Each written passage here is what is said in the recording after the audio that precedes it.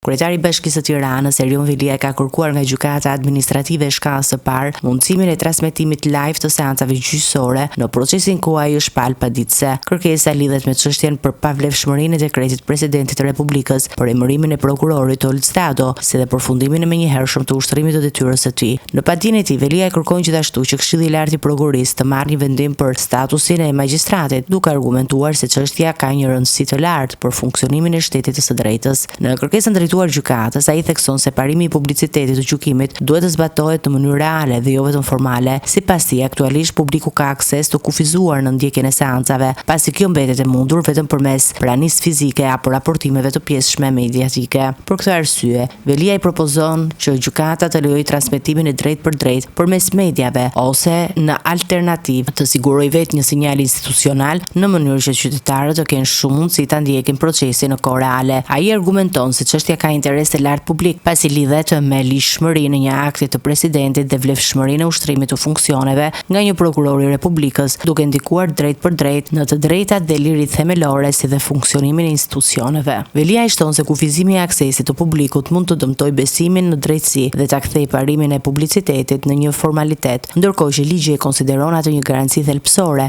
për një proces të drejtë. Si shembull, ai përmendi praktikën e gjykatës kushtetuese të Shqipërisë, ku seancat publike transmetohen live, duke cilësuar atë si një model që rrit transparencën pa cënuar procesin gjyqësor.